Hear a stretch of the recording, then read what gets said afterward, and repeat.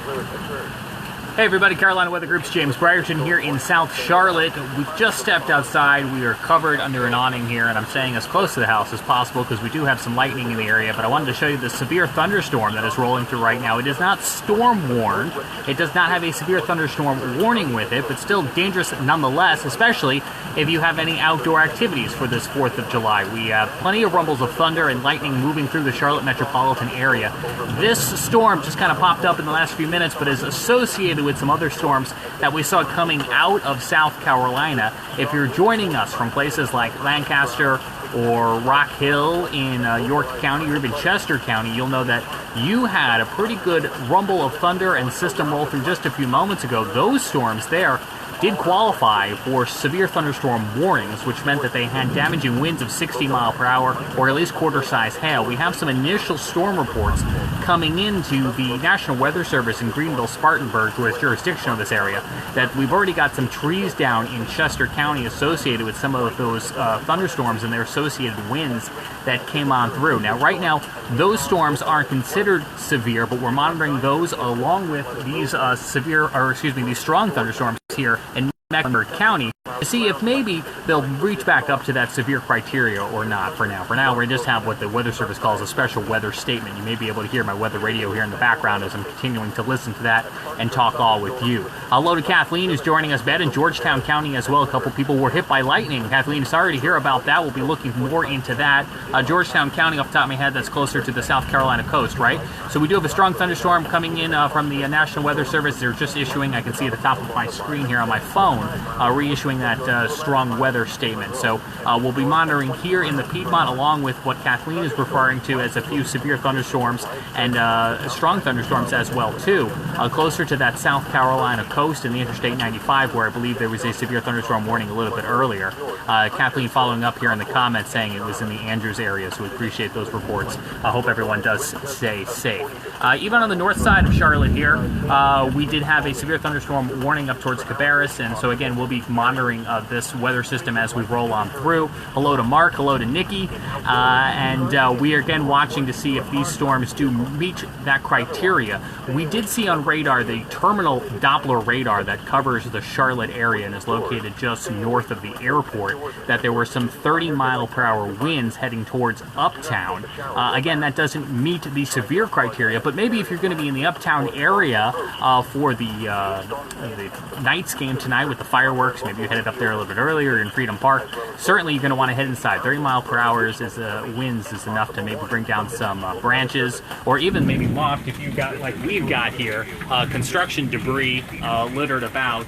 Luckily, we didn't get any too windy conditions here. This seems to be in place, but that would be something to be concerned with as well too, maybe backyard furniture if you're doing a barbecue.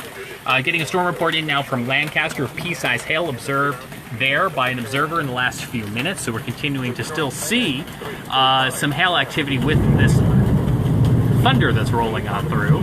And that's the other thing I was watching on our terminal Doppler radar, which best covers the lower atmosphere here in Charlotte, is whether or not we would get any hail. We're seeing some of that vertically integrated liquid, some of that frozen liquid in the atmosphere, but was waiting to see if we would get any of it here. If you're watching in the comments and you have hail elsewhere, do let us know, especially maybe over towards that Matthews area.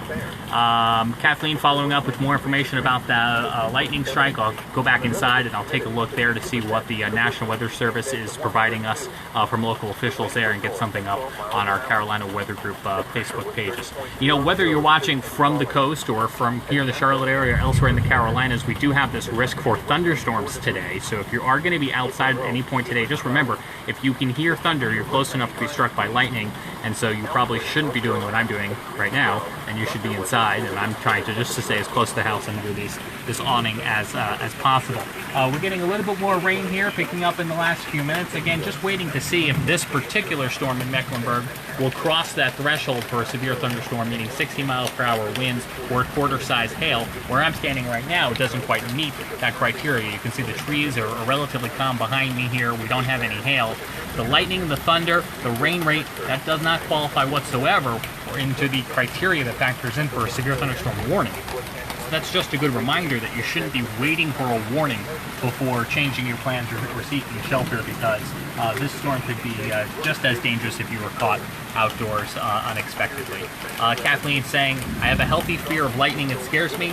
I think that is a very much well described. A healthy fear indeed. It is certainly a very scary substance, and one that can strike quite a ways away from a thunderstorm as well too. A little bit of science there to keep in mind. So even if it's not raining, if there's a thunderstorm off in the distance, it's time to start heading inside. So we're going to do our best here on this 4th of July holiday weekend to keep you guys updated. We've got a live stream right now on our platforms here on Facebook, as well as YouTube, Periscope, and Twitch, taking a look at radar and sky cams. So we'll be moving that around throughout the afternoon to try to show you where some of the latest happenings are. If you're doing any traveling this weekend, you may want to, as I often do, take a NOAA weather radio, it doesn't have to be this big, with you in the car, so that if you're traveling someplace unknown, you can get a heads up. Chester County coming in now with a reported dime-sized hail.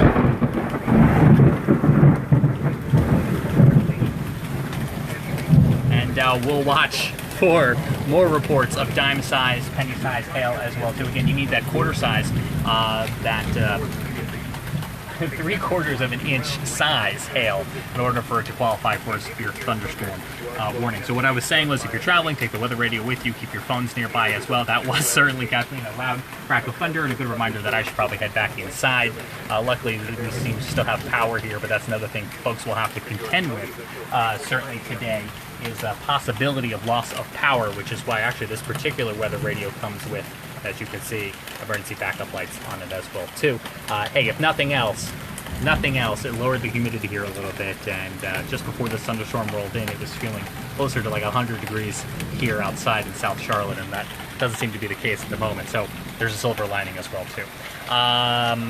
Thanks for spending time with us here on this 4th of July holiday weekend.